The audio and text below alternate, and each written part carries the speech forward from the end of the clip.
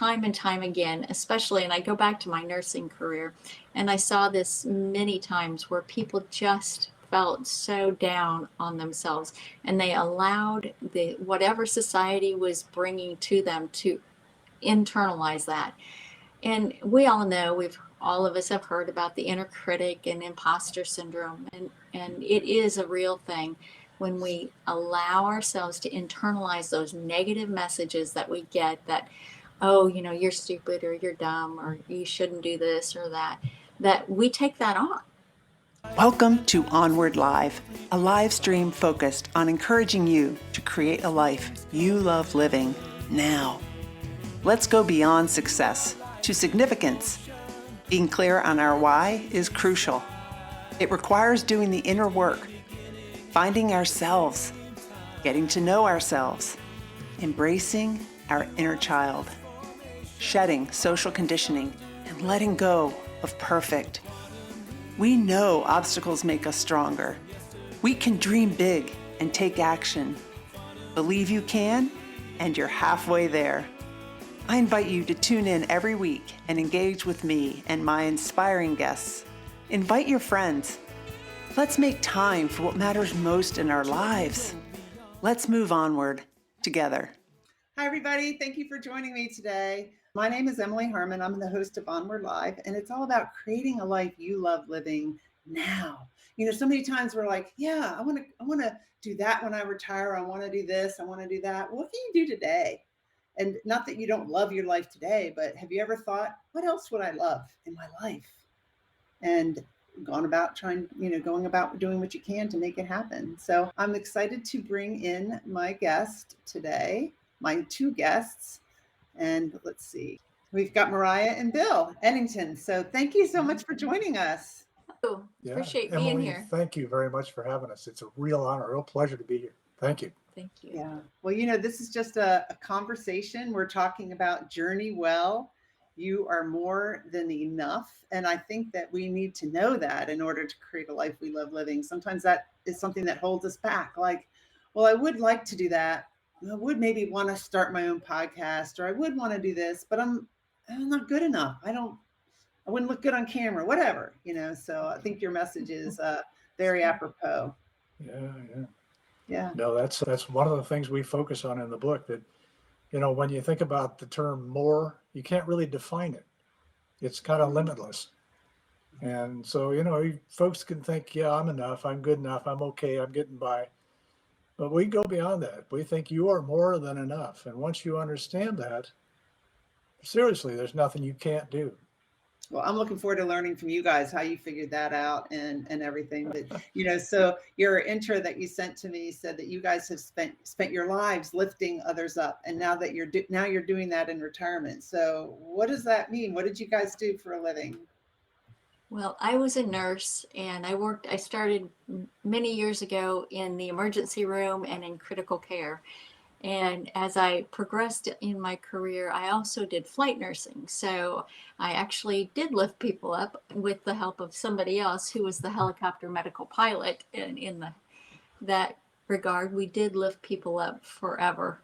And in nursing, I found my home where I knew that I was able to help so many people, not just the families of the loved ones, but also the patient, of course, and then the families, but then staff who were really having struggles with burnout and with stress and so many different things, that I got into some holistic therapies and was able to bring that to the patients, the families, and then the staff around me. And I found how much that really changed their lives in a positive way. And that's my self-care journey, and knowing that that was something that needed to be brought to those people. Then in retirement, after retirement, what happened, and the reason we're actually working now again, is because we left our retirement home in Medellin, Colombia, and returned to the U.S. during the pandemic, because my mother, who was 89 at the time, was living alone, and I didn't want her to go through that if I could help that. And so we came to Iowa, where instead of being where it was 60 to 85 Fahrenheit all year round, to today it was -9 to start the day. But sometimes in life you have to make positives out of what other people may consider negative. And we have found that to be true. We've met so many people, such as you, and all the people that we've surrounded ourselves with on LinkedIn. And those were choices. People build each other up, they lift us while we lift others. That's right. Oh, I love that. Byron, is that how you guys met? Yeah, actually it is. Although I think we met long time, forever ago, evidently, because there's no daylight between us. So, oh, wow. I'm moving. Let's see if I can do this. There you go. Yeah. No, wait, I'm going to use this one. Hold on. Hey, look, I'm learning. I'm learning. Wait, let me do this one right there. Yeah, I like that. Go ahead. Oh, yeah. Okay. Yeah. No, I was going to say, in my case, I was a helicopter pilot for many years, 40 some years. And I came home from Vietnam in 1971. And I have spent my career, I established a professional flying career. And at some point it occurred to me that I really do enjoy not just the aviation part of it. Sometimes I couldn't believe they paid me to do that, but it really was, especially I spent 20 years flying at the hospital. And it was the most gratifying thing possible for me because I was able to contribute and elevate people, literally elevate people, and get paid to do it. I mean, there's no better life than that. And so now that we're retired, we've decided we're going to find a way to continue doing that. And that's what we're doing. With your book. Yeah, that's right. That's a start. And I should mention too, that the book is coming out hopefully by the end of February, and it will be a series. So the first book should be out by the end of February. And it's really, you're going to have a book and a guidebook and an online course. That's right. Journey Well, You're More Than Enough. And so this is where people can sign up if they want to get your book at this website. And then they can, as soon as it comes out, they'll be notified, right? That's right. That's right. Just hit that button and we'll send you an email that the book is about to, hey, heads up. Yeah. Well, so first let's welcome some people. We've got Todd Kite. He's here. Hey, Laura, Todd, thanks for joining us. Yeah. Great. Yeah, Laura, thanks for being here. I've got a great Laura Staley quote. You do? Yes. Laura Staley says, "May you be the person your heart knows you are." And I just love that. In fact, we put that on the back of the book. I don't know if Laura knows that yet or not, but we did. There you go, Laura. And Mariella says, so true. If we look around, so many people have it so much worse than us. Oh, yes. Yeah. Absolutely true. And then we have Alexandra Rosa from Ohio. From Ohio. A lot of people tuning in today. Thank you for joining everybody. This is wonderful. Thanks for being here. This is Your great. support means a lot to us. It might be cold outside, but it's nice and warm in here now. Yeah, definitely. So tell us, how did you decide, how did you guys come around learning that you're more than enough? What did it take? When did you figure that out?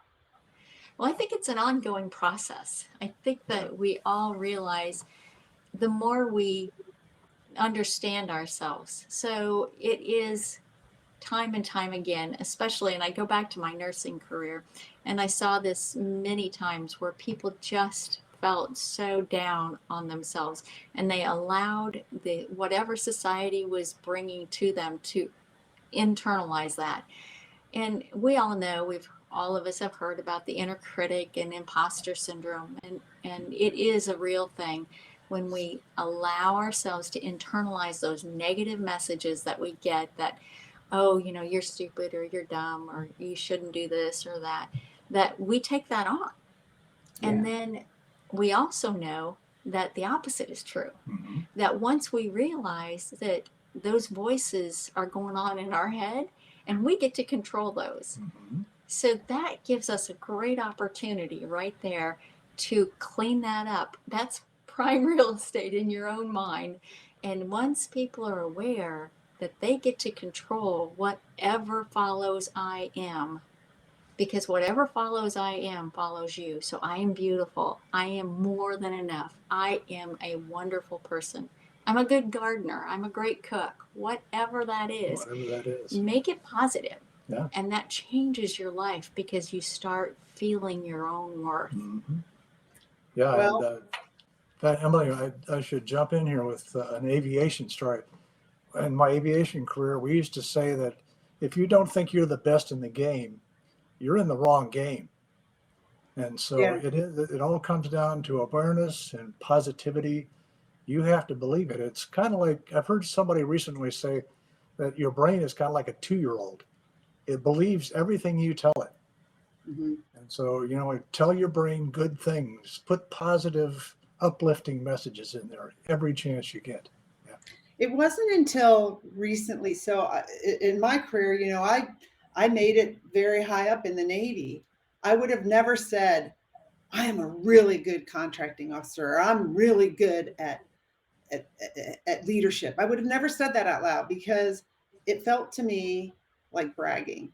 Mm-hmm. And in the past 2 years, I've worked a lot on myself. I've done that inner work that it says in my video. And the other day I posted, because I'm so excited I'm getting ready to become a certified coach. And I posted, I am an awesome coach.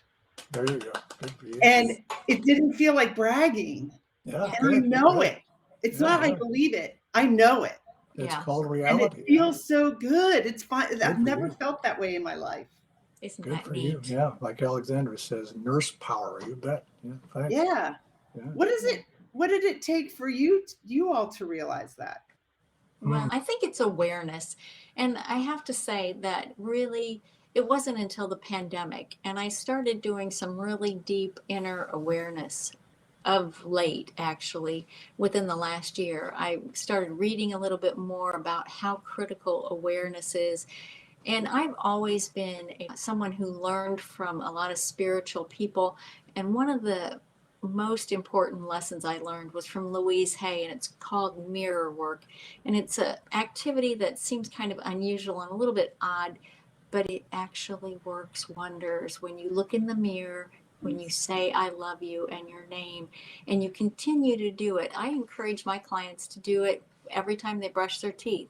Yeah. And just like you wouldn't not brush your teeth, this is how critical I feel that is, because I believe that once we own our own value, when we know that we are more than enough, we have that worth inside of us and we're worthy, that's when it changes. And like you said, you didn't feel the least bit braggy, No. because it changes it changes how you perceive yourself, and then it changes how other people perceive you. Yeah, it changes your life. Yeah. If you have to brush your teeth 10 times a day, that's okay. Whatever it takes. So, Mariah, you said my clients. So are you a coach now? I do mindset coaching, and I work with people. And it's interesting because as I've grown in that, I had for years, Emily, I'd sit on the bed with an elderly patient who really was hard of hearing, and it was easier to talk with them. And they were super comfortable with me just sitting down, giving them education. And I found that bond was very easy to make. It was something I was very comfortable doing. And so once I was able to say, okay, these are just my client patients, kind of transfer that skill over, because that's what it's about. It's about making sure that other people in our world have the tools that we know work. Byron, when did you discover that for yourself? And now she gets to live with the guy who is hard of hearing. So she has some training ahead of time. Yeah. And when did I realize it? I think actually I'm going to give a shout out to my sweet spouse here, because I think I might have been aware of it all the time, but she really made me see that it's really true. That positivity is, I think it was Louise Hay said that you wouldn't go to last night's garbage to make today's supper.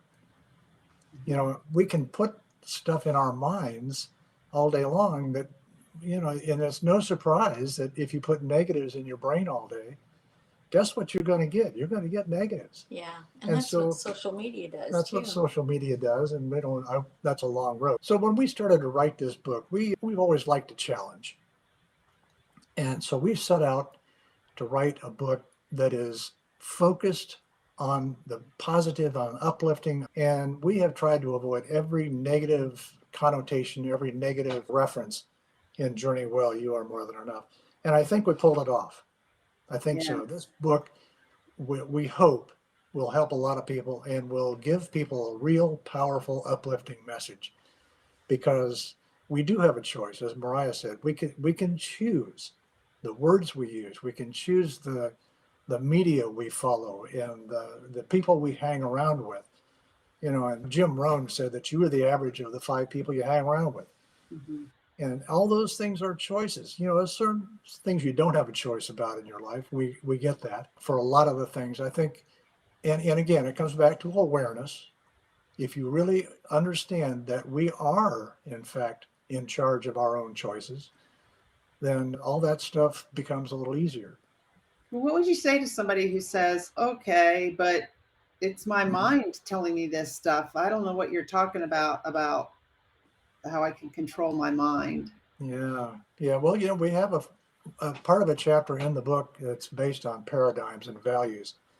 And they're right. I mean, we all have, from the time we're born, we are assimilated and given paradigms and told this is the way the world works. And we all have those things, and so do we. We're not free of them yet.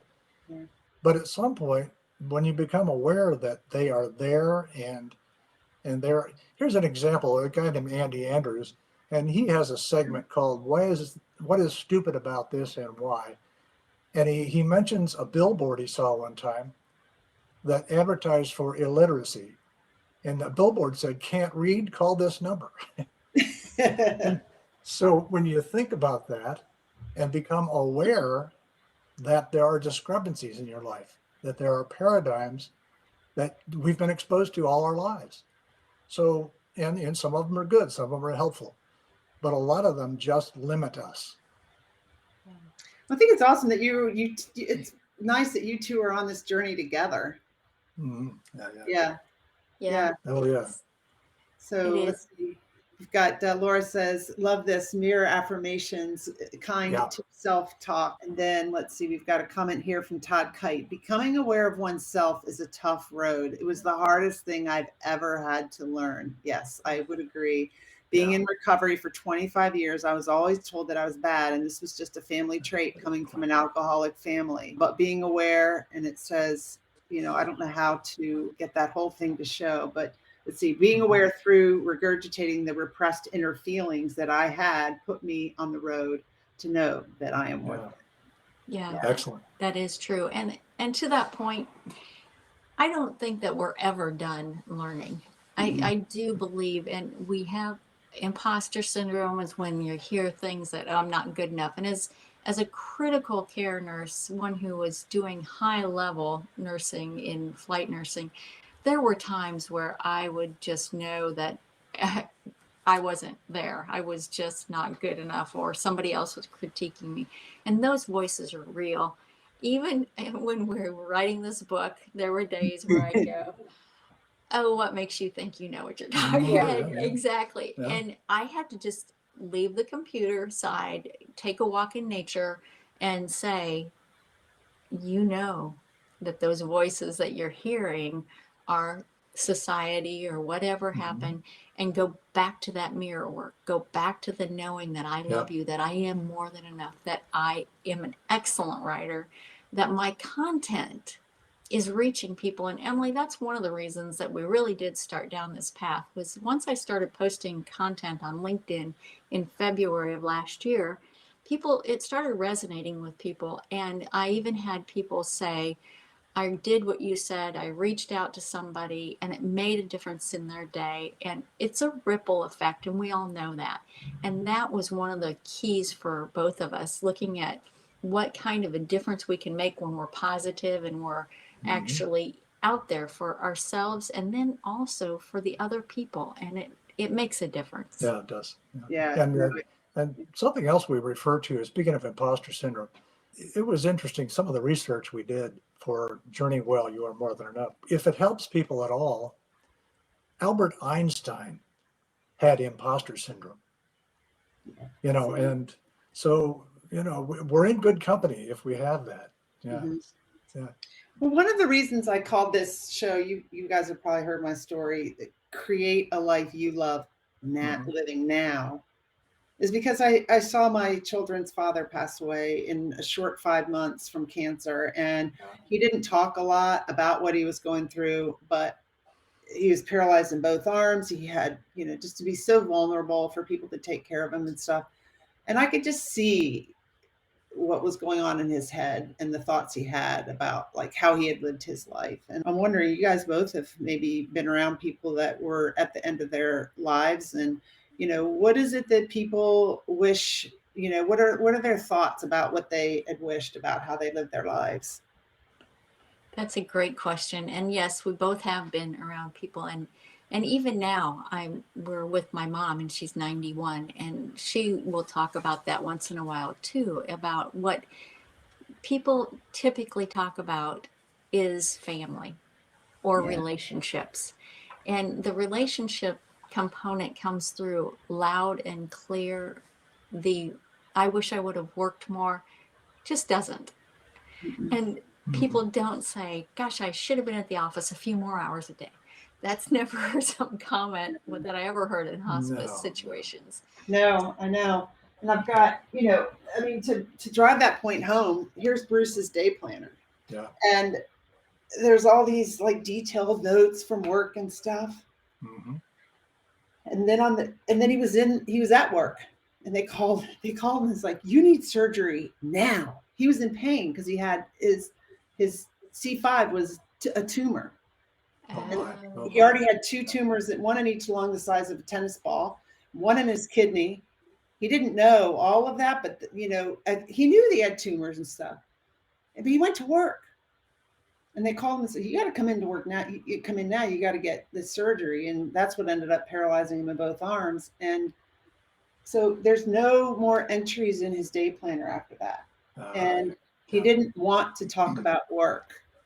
It didn't even matter. So that's what I'm saying is like, this is an example of everything that's just so important to us right now, how it can just go like that. And it's not what really matters, right? Yeah. We saw that with COVID. Yeah, we sure did. And that's just taking a moment to think of the people who've had losses during this time and how difficult this is. And that was another reason, because we do need to know that it's okay to be okay. Yeah. Mm-hmm. And to be, we're not human doings, we're human beings. Yeah, that's right. Yeah, I've been a human doing a lot of my life too. I mean, I was kind of like Bruce, and that woke me up, and it's like, life isn't a series of checking things off a list. Yeah. Yeah. So Alexander says, Mariah is my nurse hero, using her nurse hero. Yeah. Mine too, Alexander. Yeah. And Laura to answer Todd's question, yes. Todd, you're right. The relationships, spiritual relationships are paramount. He's absolutely right. Yes. Thanks for sharing that. Yeah. Todd says, do you think your social relationships as well as your spiritual relationships are paramount to finding your true self? And you said yes. Yeah. It's easy to get lost. Yeah. Yeah. Do you know Raj? Yeah. You do know Raj. Raj. Yes. Awesome to see you. Yeah. It's late where he is. Is it? Yeah. Yeah. Yeah. So, yeah. And, I'm trying to read and talk at the same time. I'll put them up. And I'll bring them to your attention. You don't need to read them. I'll find them. Yeah. That's great. Well, we're thrilled because the community of LinkedIn and also other communities, social media can be a double-edged sword for people because there's a lot of negativity, and especially on things like Facebook and some of the news channels and that kind of thing can really bring people down and let people know that they're just not meeting the bar and they're not good enough, and they just they need more makeup, they need to lose weight, they need to gain weight, they need to be taller, they need to be shorter, you name it. Whatever you are, it's not enough. Exactly, it's not enough. And that is so critical for us to find out how, because it's possible.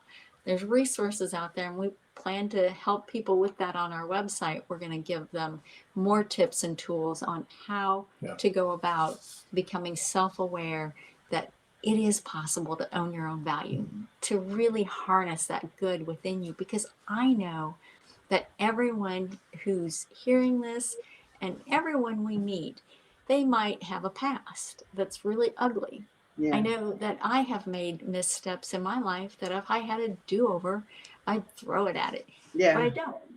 I don't. And I own that. And I've used those missteps, as I say, as fertilizer for the garden that I'm building now, because I've grown from them. And that's what made me who I am today. Yeah. And I'm grateful for all that I've been through. And that changed how I look at where I'm going. Yeah, and just today, we finished each one of our chapters. At the conclusion of the chapter, we have a personal journey from a contributor. And we just got the last one today from a woman who has just had a tumultuous life. And she's been into all kinds of negative things. And she has managed to change her life and to turn it around in a remarkable way. So she's an amazing woman. She's an amazing woman. And I'm going to tell her next time I talk to her, she is one of the reasons that we know we're on the right track here, because it is possible through making the right decisions and making the right choices to turn your life around. And her story is just amazing. I look forward to reading it. You've already got some people giving you some reviews of it. So Rachel Beck says, being an author, I can tell you that you don't want to miss this book. Yeah, Rachel Beck, speaking of other awesome people. Yeah. Another one by Char Murphy. This book is beautifully and masterfully written from the heart. And Laura Staley, who is on this chat, right? She says, I heartily recommend this book to all who would appreciate a 3D roadmap for how to live life in wellness and with love. You notice, if you know Laura Staley at all, you notice she works the word heart into everything she does. She has a beautiful book too. Yes, she does. Yeah. Yes, she does. And so tell us about walk us through the book. I mean, give us some highlights of things, what you're covering in the book. Yeah. Okay. Well, we started out, actually the first 4 words you read in the book are abundance, awareness, decisions, and choices. And a lot of the book centers around those 4 words, and choice, and particularly awareness, because as we keep saying, awareness is really, really important. It's too easy, especially if you're in a nice, comfortable, middle-class American kind of, not that we didn't write it for Americans, North Americans, but it's really easy in our modern life to just go day to day and not think about anything and be self-absorbed and not make any kind of progress toward becoming who you really are, quite frankly. But what does awareness mean to you? Yeah, awareness means questioning everything that I take in, if it's possible, and that's not possible, but I know that. But awareness means questioning everything you see and hear and discerning for yourself how that impacts you and what's important to you. And I'm sure Mariah has a better definition. That was a really good one today, but that's right. Yeah. One of the things that we do look at in this, and of course it's centered a lot around self-care, Emily, because we know that when we can start with ourselves, loving ourselves and caring for ourselves, even taking small bits of time. In my profession in nursing, we didn't have time during our day, or we perceived we didn't have time during our day for self-care for ourselves. And what I did on a nursing unit, or several, I would teach them how to do aromatherapy by just taking some essential oils and dripping a couple of drops on a cotton pad, either putting that in their pocket or tucking it up under their shirt, and periodically through the day, taking a smell of that. Typically it would be like lavender.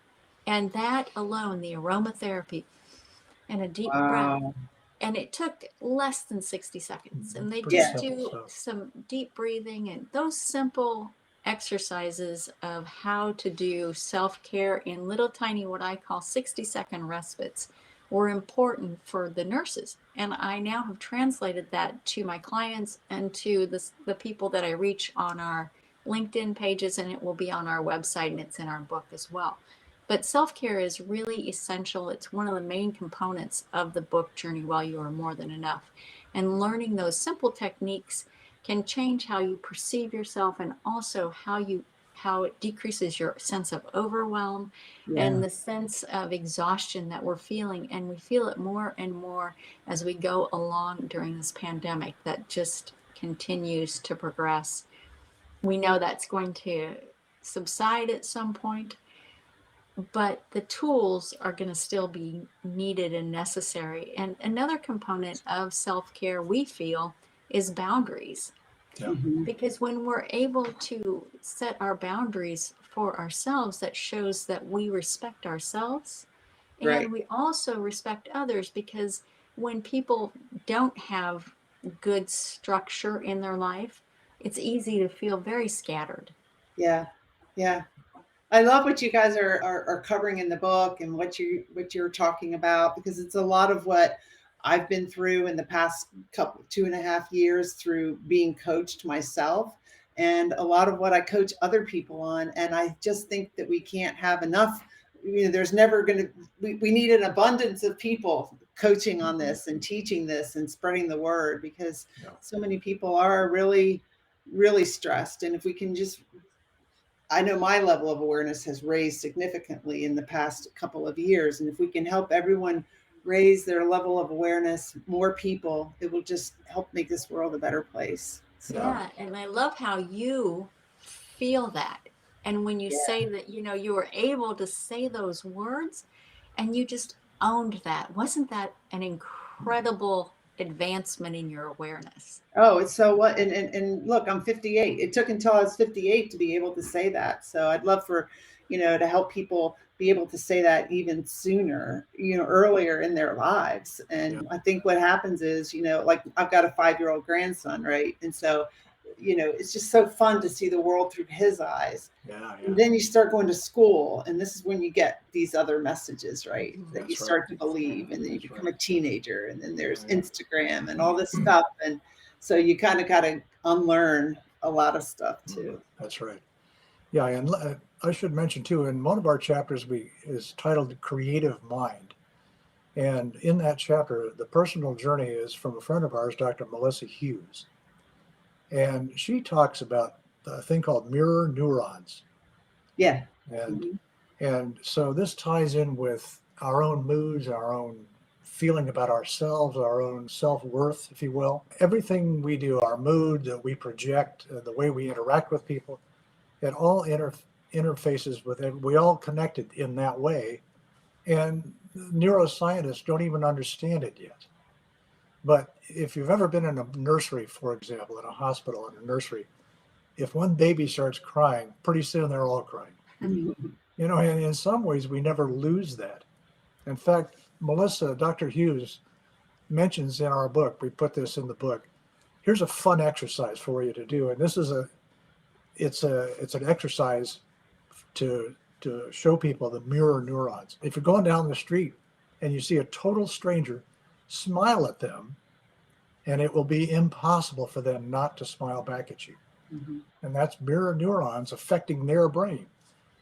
So if you carry that to its logical conclusion, that's a lot of responsibility we have to everybody else. Yeah, that's true. And I mean, that you can apply that in so many different ways. I think it also applies like when we yawn, right? Or if somebody else wants to yawn, or if you're in a meeting and the boss comes in with like stressful, negative energy, other people are going to feel that, right? Yeah. They do. Absolutely. It's contagious. Yep. It is. Right. You're right. Well, and our energy today, Raj says, I love this positive energy. Yeah. So Raj is great. Thanks, Raj. Yeah. And let me elaborate just a little bit on that last statement for the energy and all that. And we talked about social media just a while ago. In this chapter, Creative Mind, we talk about the creative versus the competitive mind. And when we spend lots and lots of time on social media, and we're getting bombarded with all kinds of messages throughout the day, which is really easy to do these days, that puts the creative mind to sleep. And that puts you in the competitive mind, because you're always trying to come back and interact with others on their level, and whatever that positive or negative that is. And your creative mind is dormant at that point. And so it's kind of like the Blaise Pascal, the French philosopher, said that all man's difficulties can be based on our inability to sit alone in a room. Yeah. You know, and he's right. If we can force ourselves to try that once in a while and just be alone with our own thoughts, that's when our creative minds really open up and awaken and can blossom. And that creative mind is our right side of the brain, right? And I've lived a lot of my life, I think, living in the left side of my brain. And it's kind of like one of the things that I talk about in the positive intelligence program that I coach is, you know, a lot of those negative thoughts are in our reptilian brain, that left side of our brain that say, danger, danger, this is bad, judge everything. And then we start to believe all of that. And instead of switching to the left side of our brain, creating new neural pathways to the left side of our brain, which helps us be like, well, wait, is that true? And getting creative. But we tend to not do that. We just keep in that stress. So here's a question from a LinkedIn user. I'm not sure who it is, but I believe some stress is good when recognized as a tool for driving ambition and kept in check. Sure, absolutely. Yeah, nobody really wants a stress-free life, depending on how you define that stress. Yeah. So I don't think possible either, but I think it's a matter of, you know, one of the things that I'm getting ready to get, you know, I'm getting ready to get certified in this. It's Energy Leadership Index, Master Practitioner, and you know, in this index that we can give people, you can see, you know, at what level of awareness, 1 through 7, you are during the typical day, and then where do you go when you're stressed? Yeah. And learning that, you know, stress isn't necessarily bad, but also it's a matter of how long do you stay in that really stressed life. And, you know, what this LinkedIn user said is, driving ambition, but kept in check, because it's not healthy to be like, high stress all the time. Kept in check is really important. Yeah. That is true. That's a good point right there. Todd, thanks for the tip on Mitch Albom's book, First People You Meet in Heaven When You Get to Heaven. Yeah, it's a great book. So how do you balance the need for calm with the motivating drive for urgency and stress? Yeah, that's a very good question. You know, if you're familiar with, and if you subscribe to the old Adam and Eve story in the Garden of Eden, my suspicion is that we got bored and left. We didn't get kicked out. So I think, you know, nobody really wants to live just when all their needs are met from outside and they don't have to lift a finger. None of us do. But you're right. It's a good question about how do we find that balance. I think our bodies probably know when we're over the edge either way. And there again, maybe it's awareness of whether we're making a difference to other people or not, or just being totally devoted to our own needs and wants, you know. And I think, especially as adults, I think we probably have a pretty good idea of when we're in that territory. Yeah. So Todd says, I was taught from a young age that we have 30 seconds a day to change someone's day for the better or the worse. And all it takes is a smile and a good morning to change the world. Or when you're at the checkout line at the grocery store, you know, or when you're encountering a nurse at the hospital that's stressed and stuff. You know, one thing that we have to keep in mind at all times is that people are watching us. And it depends on how we want to be perceived. First of all, how we perceive ourselves. And once we can learn to perceive ourselves as, like you said, Emily, that changed how you felt when you were able to just say that. And you didn't feel like you were bragging. You just stated a fact. And also you add value. Look at the value you're adding here today. Look at the interaction you're having, the positive interaction. And each person who's taking interaction from the work that you're doing in a positive way, it builds them up. It says to them, hey, guess what? I see you. I see you. For a person, I know that you are more than enough. I know you have value and your life is worth a lot. Right back at you. Look at what you guys are doing. And see, that's it. It is. And I think that in some level, we all have a responsibility to do that to each other, because, you know, we're all in this leaky little boat together. And, you know, we can think that with the cowboy mentality that we do all of this ourselves and we don't need anybody else. And that's really not at all true. So Yeah. I think we need to take that responsibility and really make an effort. And it's a great feeling. In fact, here it's kind of a selfish feeling in a way. Let me explain that. Again, Dr. Melissa Hughes says that when we do something altruistic, we help somebody. We pay for the person behind us in the drive-thru at Starbucks. If we pay for their coffee, that helps them out. Sure it does. But it helps us out in a way more because of the happy chemicals there, the feel-good chemicals, she calls them. So it really is kind of a selfish thing in a way because it makes us feel so good. Yeah. I mean, this podcast is selfish because I just love it. And I learn so much from every guest. So, and it shows too. Yeah. So, yeah.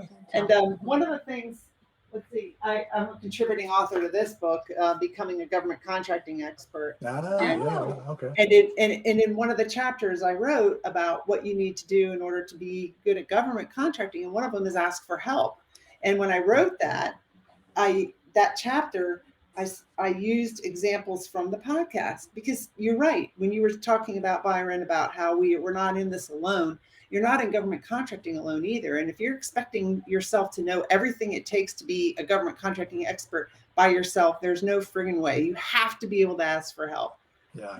So I shared some exercises from people that have asked for help, and it wasn't in the government contracting arena, but it was, a retired Navy commander that I had interviewed that tried to commit suicide and finally had to go and ask for help. So, the point is that asking for help is something we all need to do in our lives. It's nothing to be ashamed of. And when you're talking about suicide, Emily, that's a good point, because our book is not to put a kind of a tamed down version of, it's all going to be okay, because sometimes in life it's not okay.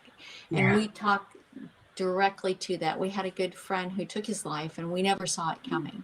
And I know that there's a lot of people on here who also have had that happen in their life or know of someone. And in those situations, life isn't all good.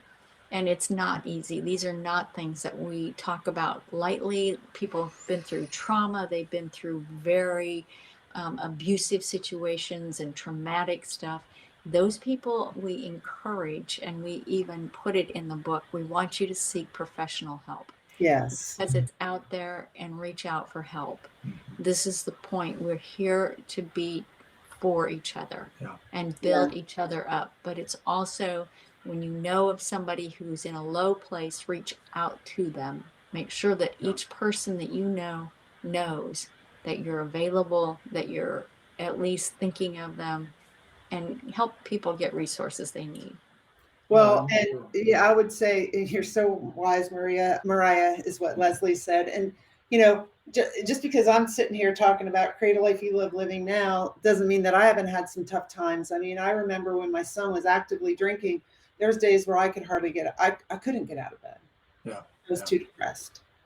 But I guess what I'm, saying too is that, get professional help, and, we feel those down times, and then we can really appreciate the good times too. Well, another aspect of that too, Emily, is that really it takes a little bit of discernment to see this, but asking for help is a way to tell people that you love them, because you're allowing them to tap into some attributes that they have, some benefits that they can offer you. It acknowledges their power to help you.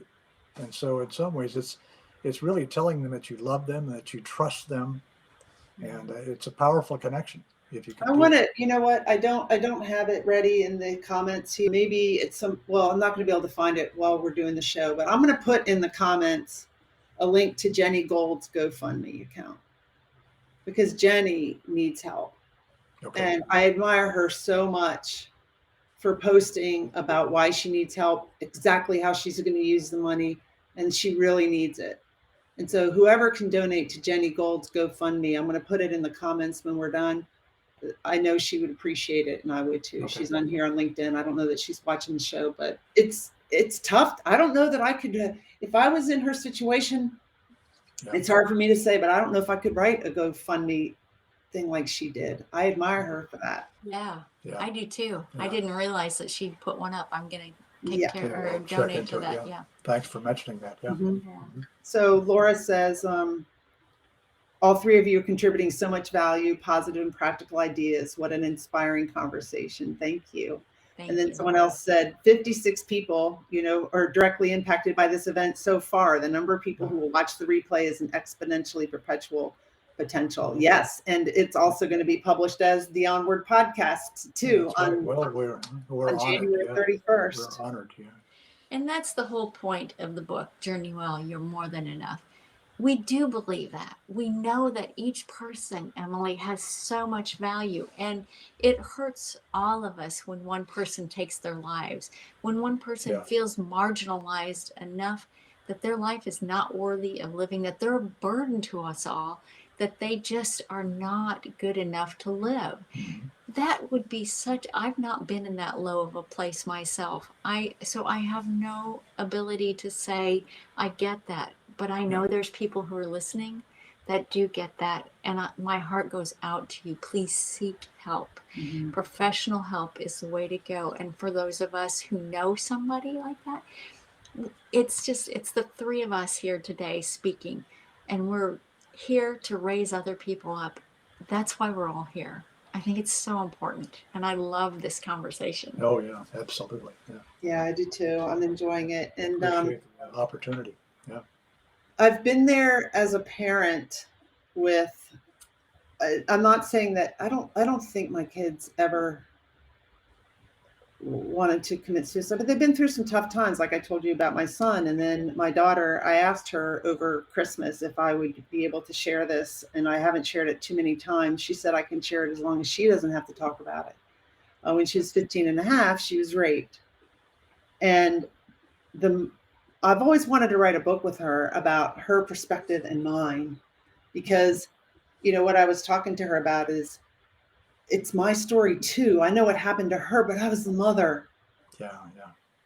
What could I have done to prevent it or whatever? You just, all the feelings that come up when that happens, and Of course. Yeah. just the low point that we were all in. And so anyway, yeah, everybody's, a lot of people have been through hard times, some harder than others, but I love the fact that you've written this book that is going to help so many people. And for people watching, I've got the link here. So it hasn't come out yet. It's coming out in February, right? Yeah. And so what you have is you have different chapters. And at the end of each chapter, you have some personal stories from people who have actually experienced or lived or demonstrating what you're talking about in the chapter, correct? We do. We have found contributors that pretty much characterize each chapter and add just tremendous value to the book just for their own stories. Stories are very important, and people's stories, and they were freely given, and they matched the chapter headings perfectly. And so we were really grateful to get that. Well, a lot of them came through LinkedIn, believe it or not. And we asked through my LinkedIn posts, I asked if anyone had something they felt contributed to their journey, and specifically on what we were talking about. And some of them do touch these extremely difficult situations where we have protected people's identities because they are sensitive, specifically in and around a childhood situation like you had experienced a little bit, and the insights that have come because of these people's strength and realizing they made it through because they went to the positive side, because they went to self-care, because they realized that by staying down in that low place and continuing to just kind of feed in negativity didn't help. No. It did not help them. And instead they changed and they brought themselves up. It's like an elevation, and it just changed things. And that's our hope, is that we intend to make sure that people really are aware. These are tools. It's interesting because I know most people that are hearing this are pretty well versed in understanding that self-care is not selfish. Yeah. But there are people who still don't know how to do any self-care, how to start a gratitude journal, how to become aware that the things that we hear in our mind are just our own voice, that we Yeah. can change it and we have that power. Mhm. What do you think Yeah, about well- this? The next currency of humanity is value. Yeah, I was just gonna mention, Chris, that's a great, I love that. That's terrific. Thanks, Chris, for sharing that. Yeah, and I should mention too, another thing that drove us to write this book, and something I think we already knew it before we started, but it was affirmed for us during the writing, was that kind of like aviation is a collaboration. There's never been a pilot that takes off and just goes and flies. Right. I mean, my entire aviation career, I depended on a lot of people, my mechanics and the flight nurses, and I mean, even the people who design the aircraft and the equipment on board. It's all a collaboration. And this book is a collaboration just like that. It would not be the book it is if we didn't have the help of these powerful stories and these people willing to share those stories. Yeah. So we're really honored and grateful to have that. That raw emotion, Emily, shows strength of your inner self, but Yeah. most of all shows the love. Yeah. Yeah. I love both of my kids so much, and they've both come a long way. And, I don't know if you cover it in your book, but you've probably seen it as a nurse, that trauma manifests itself in our body. And so right after that happened to my daughter, she got all these invisible illnesses, like long QT with her heart. She got POTS, posterior orthostatic tachycardial syndrome. She got MAL and EDS, ehlers-danlos. All of that came out after that. So I don't think that's a coincidence. I don't know what you think as a nurse, but yeah, that's right. It's all, we manifest things within our body when we harbor different feelings, and as we can grow and evolve as a person and change those to positivity. And I know there are people who say, oh, that's, positivity, that's not, but there's a reason it's called dis-ease. And disease in our body does cause that emotional negativity, can just bring us down in so many ways, like you just mentioned, Emily. Yeah. There's no way we can avoid, we think we're above all that, but everything we surround ourselves with, it has an effect on us one way or the other. It does, for sure. Yeah. So Kathy Griffin is here. I'm interesting because it shows up, Kathy. I got to learn how this happens. You're hitting pound live from Florida, and I can see that you've paired it. So I'm thinking that Kathy is also broadcasting this on some of her channels, on her LinkedIn. Thanks, I don't know for sure. I don't know how it works. Yeah, it's like the first time I've used Restream, but a couple of others say paired too. So I'm not really sure, but that's interesting. Yeah, I'm not familiar with Restream. No, I decided a long time ago I'm going to stick to something simple like helicopters. I don't think helicopters are simple. I used to be the contracting officer for the H-60 helicopter. Okay. Yeah. Well, I didn't buy the helicopter. The Army buys it. Yeah. Because it's H-60 and the Army buys it. And then it's the MH-60 for the Army, and then the CH and the SH for the Navy. And you flew for what, the Marine Corps? Did you say? Right? I don't know. Yeah. You didn't fly for the Marine Corps? No. You said you were in Vietnam, but you didn't. You weren't a pilot. The Army. In the Army. Army. Okay. Yeah. Well, if you told me that, I don't know if I had interviewed you, because I would work for the Navy. When you talk about other things, because he's down from the helicopter. So I should show you my Army issue hearing aids. So Kathy says, I don't think so. I'm just saying I'm here live, but that would be cool. I don't know, because it says paired. I'll have to look at the comments later. No. So, okay. So we're going to wrap it up, but I think it's so cool. How'd you get Rachel Beck to review it and write that? You know her? Rachel Beck is wonderful. Rachel and I are good friends. Oh, awesome. Yeah, I'm really fortunate. There's so many generous people that I've met because of this journey. And it's amazing. People have come out. Initially, people said to me, you need to write a book. You need to write a book. And I went, yeah, right. That was the imposter stepping in. Yeah. And Rachel wouldn't have said that if she didn't believe it. I don't care. Yeah. And so it was like, okay, fine. There we go. I'm going to own this. I'm going to share my truth with people. I'm going to let people know that they can do this too. That if I love myself and I can bring positivity to the world, they can do this. I know it. I know each person has that worth. I know it. And I'm here to help them find it. Yeah, and we need all hands on deck these days. Everybody that can do this, you know, we need all the positivity we can find these days. And so we'd like to Todd's think saying the book go is a Navy. directive. Go Navy. Okay. I don't know. I don't know. Okay, so let's see. To get I the got book, navy blue on. Does that help? that helps. Yeah, it Yeah. does. So to get the book, they go to your website and sign up to be notified of the Yes, book and launch. we hope to have a real book by the end of February. So And we will have a book launch that'll be live on Yeah. LinkedIn Oh. and the other social media Yeah. platforms too. Yeah, let me know about it. I'll share it too. And book, then guidebook, and an online course. Yes, are they all coming out at the same time, or we hope so. Yes, yeah, we anticipate that, and also it'll be paperback, hardback, and an ebook, a digital book. how long did it take you to write it? Oh wow!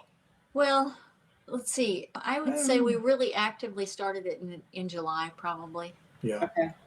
Yeah. So, aim high, Air Force. You bet. Air Force. Okay. Good. Yeah. Hey, it's cool that all these branches are being. Hey, the Air Force used to be the Army. I think it's wonderful for all the people who served. I want to say Yeah. thank you because Yes, it's it a is good opportunity. It's such an important Yes. thing to know. And at some point, we'll probably be doing something with military couples because good. that's a hard thing to Yeah, they stay have a through all the things they unique do. relation. All right. Well, I really appreciate you guys being on my show. I wanted to share one more thing at the end here. So when Okay. if you weren't here for the intro, when I played it, this is to show you how far I've come. And it might seem minor, but when I played the intro, there's a typo in it. And I didn't catch it until today. And I played it a couple of times. So I'm going to get it fixed by next week. Okay. And then the outro, there's one thing in there I don't like, which says, we learn from our mistakes. I'm going to take that out, and that'll be out for next week, because I don't think anything is really a mistake. I think it needs to say we learn from our experiences. But I'm still going to play the outro because overall I really like it. But I want to tell you that it's like those little things in the past, because I have a tendency to be such a high achiever and perfectionist. It says letting go of perfect in the intro. Those things would have stressed me out, and I probably would have been like just really stressed and maybe even letting it keep me up at night, bugged by it. But I'm not now. It's like I'm not perfect, so there's a That mistake. is wonderful, Emily. Yeah, That is a perfect show of self-care. That is, yeah. Yay! Good Because job. it's taken me to get there, because I'm not perfect, but also we pulled these videos together really quickly, and I love them. I love the Now, music. I want to tell you one more thing about that. Celebrate that you noticed. Yeah, that's right. That's huge. Yeah. Celebrate that you did It is it. huge. Yeah. It Write is. it down. Yeah, that's right. Way to go. Thank Be you. proud of yourself. Be proud of Reinforce it. yourself for that. Yeah. I thought I'd share that because it's an example of what I'm sure some of your clients and my clients, feel sometimes and go through. And, somebody could say, well, Emily, you've got all this confidence. You say you're an awesome coach. You're here putting on this show. You're talking live. And it's like, yeah, but I'm human. And these are some things that I've been through. That's right. We- Good job. We mentioned in the book that around that topic, we say the NASA engineers used to say they failed their way to the moon. Mhm. So there you go. That's Yeah. true. Yeah. Thank you so much. Thank you, Emily. All right. Thank you guys, Mariah and Byron, for being on my show. I really appreciate it. I'm going to put you in the green room for just a minute and I'll be back. Okay. Thank you.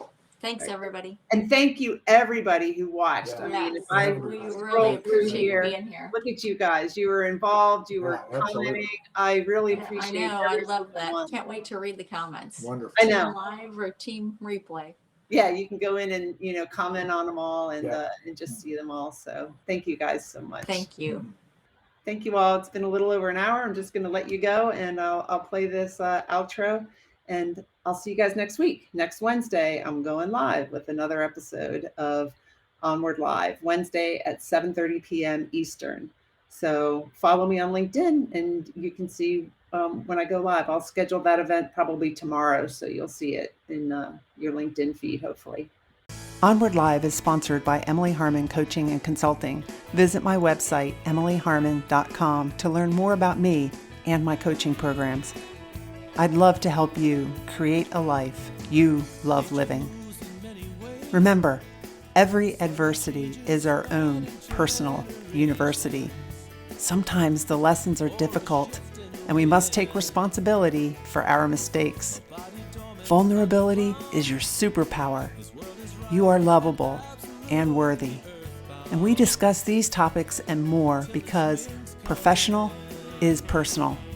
Thank you for joining us and engaging with me and my guest. I look forward to seeing you next time.